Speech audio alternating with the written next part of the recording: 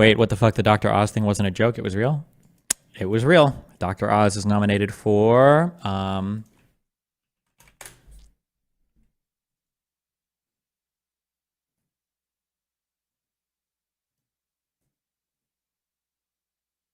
oversee Medicare and Medicaid.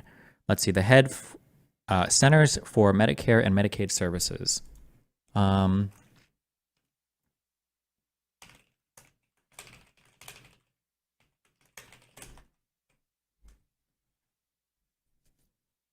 Wait, fuck. Somebody linked me in chat a while ago. It was a link of like every single government department and everything. Fuck, what was that link?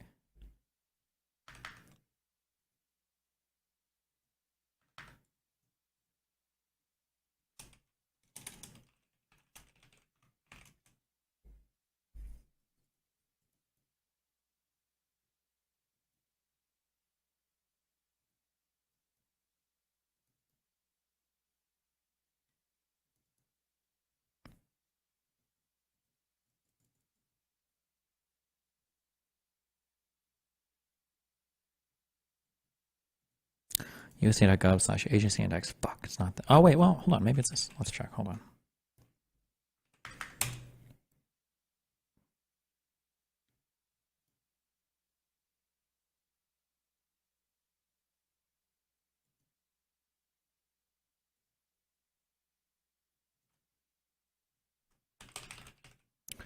Centers for Medicare and Medicaid Services. Is it this? You would be the head of this? This doesn't show me government structure. No, this is the one. Oh, wait. Was it this? Ah, okay. Oh, okay. So this is part of the Health and Human Services Department. So he'll be under FDR. No.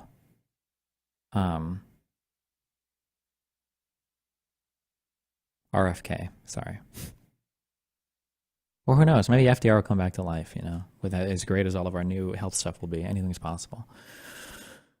Can you shortly explain who Dr. Oz is? Isn't he like he's like a weird TV doctor? I've only ever heard really bad things about like alternative medical takes he's had, but I don't actually know. I don't know, maybe he's actually a really great, really smart dude. And I'm not giving him a fair shake.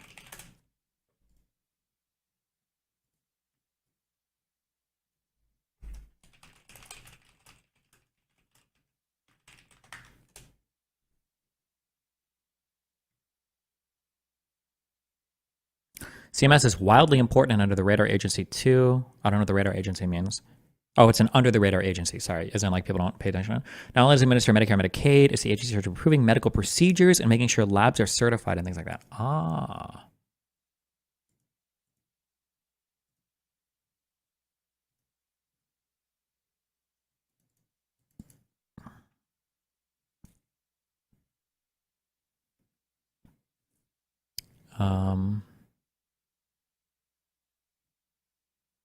The Centers for Medicare and Medicaid Services, originally designated the Healthcare Finance Administration, was established as a sub-agency of the Department of Health and Human Services by the reorganization order of March 9th. It was created to administer oversight of the Medicare program and the federal portion of the Medicaid program. It also ensures that program beneficiaries are aware of the services for which they are eligible, and those services are accessible and of high quality and develops health and safety standards for providers of healthcare services authorized by Medicare and Medicaid legislation. CMS is also responsible for administering the State Children's Health Insurance Program, the Health Insurance Portability and Accountability Act, and several other health-related programs.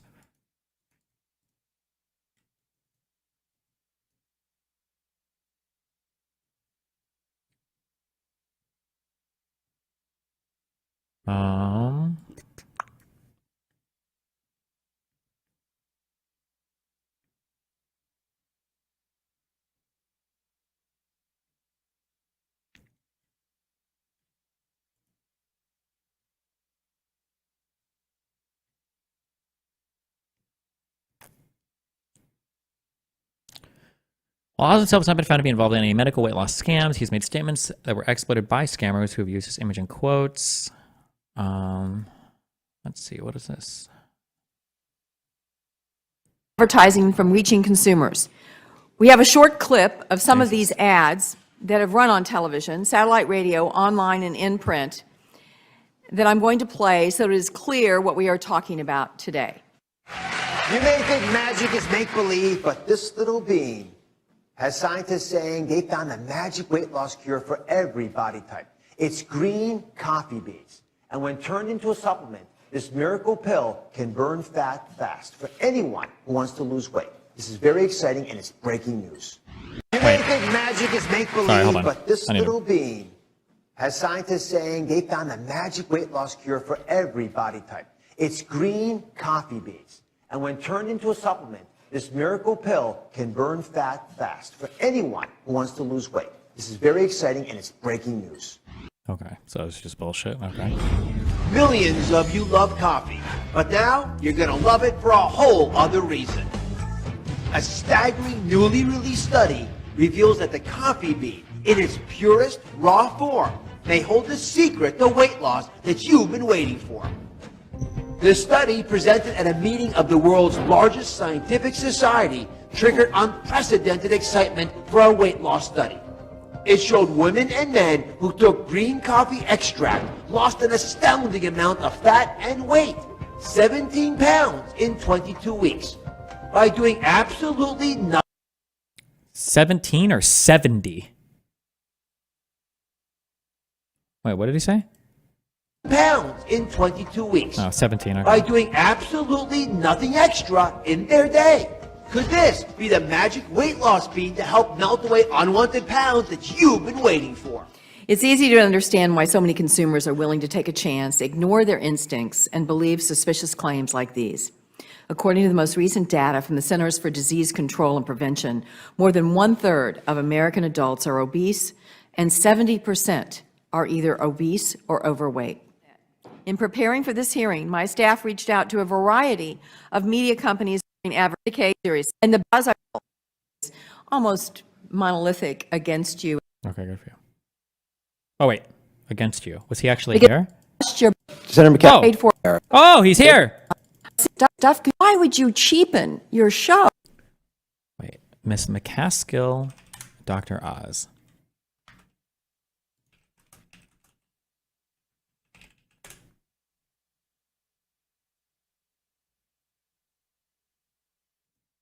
I want to watch on YouTube so I can fast forward this. Oz, Bullshit. I get that you do a lot of good This was 10 years ago. on your show. I understand that you give a lot of information that's great information about health, and you do it in a way that's easily understandable. You're very talented. You're obviously very bright. You've been trained in science-based medicine. Now, here's 3 statements you made on your show. Uh-oh. You may think magic is make-believe, but this little bean has scientists saying they found the magic weight loss cure for every body type. It's green coffee extract. Quote, I've got the #1 miracle in a bottle to burn your fat. It's raspberry ketone. Quote, Garcinia cambogia. It may be the simple solution you've been looking for to bust your body fat for good. I don't get why you need to say this stuff, because you know it's not true. So why, when you have this amazing megaphone and this amazing ability to communicate, why would you cheapen your show by saying things like that? Uh-oh. Well, if I could disagree about whether they work or not, and I'll move on to the issue of the words that I used. And just with regard to whether they work or not, take green coffee bean extract as an example. I'm not going to argue that it would pass FDA muster if it was a pharmaceutical drug seeking approval, but among the natural products that are out there, this is a product that has several clinical trials. There was one large one, a very good quality one, that was done the year that we talked about this in 2012. I want to know about that clinical trial, because the only one I know was 16 people in India that was paid for by the company that was in fact, at the point in time you were... Oh, no! She looked up the studies! Oh, no! Oh, no. That's not good. Yikes. Yikes. That's never good. When Lil Bro knows what you're talking about and suddenly becomes Big Bro. That clinical trial, because the only one I know was 16 people in India that was paid for by the company that was in fact, at the point in time you initially talked about this being a miracle, the only study that was out there was the one with 16 people in India that was written up by somebody who was being paid by the company that was producing it. Well, this paper argued that there was no one paying for it, but I have the 5 papers actually, plus a series of basic science papers on it as well. But Senator McCaskill, Basic science papers? Okay. So we can spend a lot of time arguing the merits of whether green coffee and extract is worth trying or not worth trying. Many of the things that we argue that you do with regard to your diet are likewise criticizable. I mean, should you be on a low-fat diet, a low-carb diet? I spent a good part of my career recommending that folks have a low-fat diet. We've come full circle in that argument now, no longer recommend that, many of us who practice medicine, because we realized it wasn't working for our patients. So it is remarkably complex, as you know, to figure out what works for most people even in a diet. Oof. And he is an actual doctor, a physician. He was an actual physician.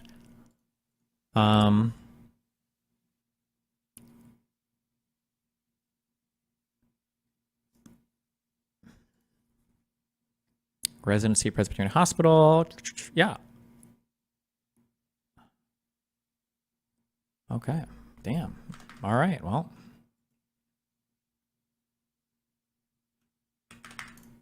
Dietary program. Wait, what was that? Oh no. The publicity of Oz's work created tension with hospital administration, who expressed alarm at Oz's use of therapeutic touch, which he dropped in response to their object. What is therapeutic touch?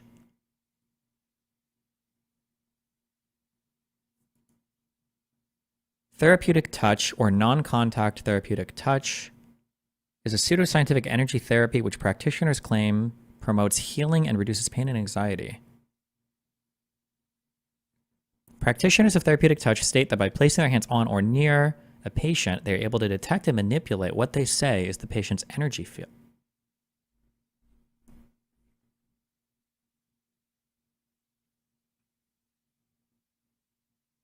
Wait, what is happening here?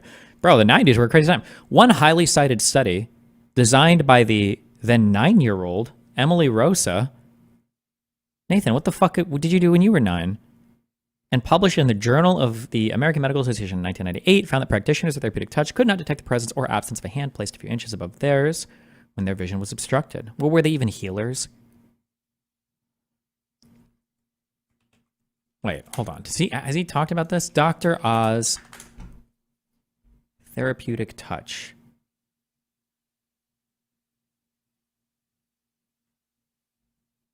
PEMF is... Why do I have part of this video? Have we watched this before? Some of the studies have been done with these whole body mats that I showed in that animation, and I've got one over here. Let's run over here. I'll show this to you. So these.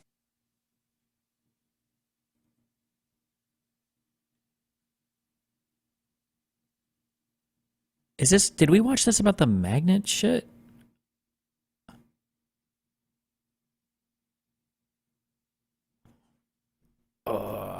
Dr. Oz, therapeutic touch. I butchered the spelling on that. No.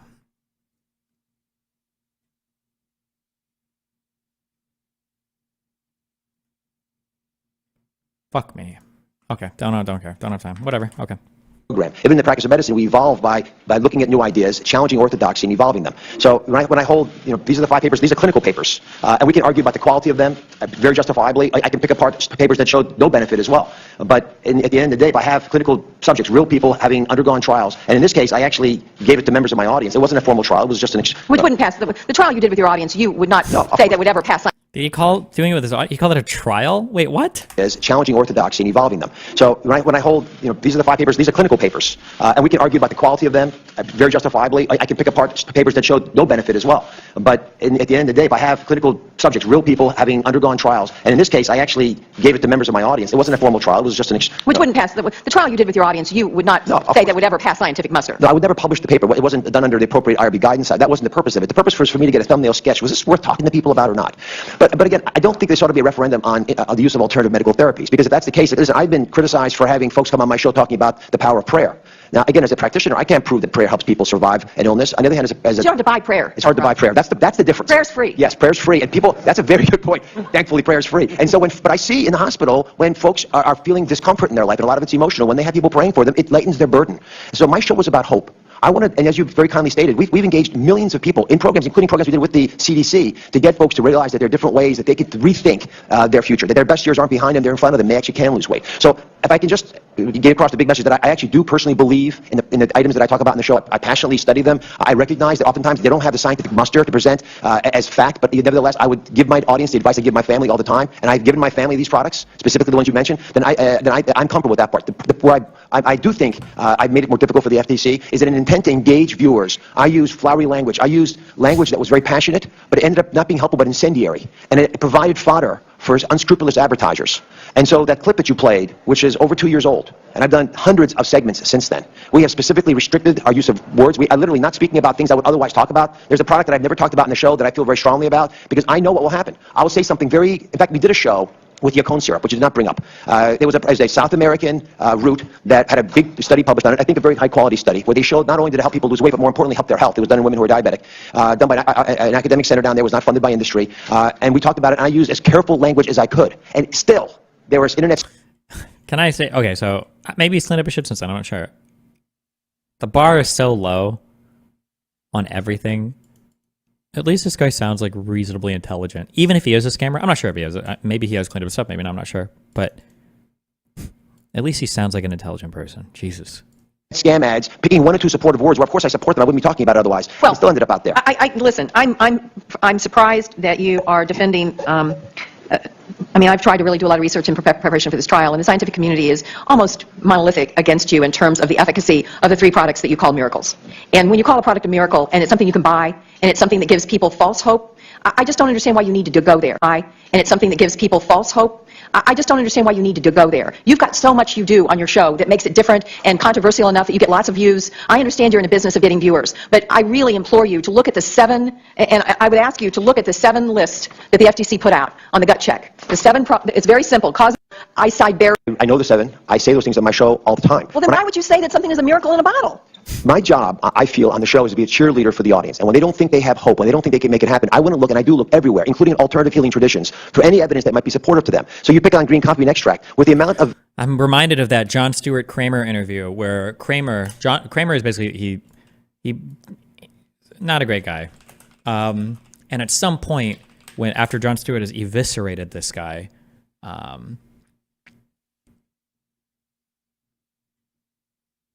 don't know why it's so hard to find this stupid fucking interview on the internet.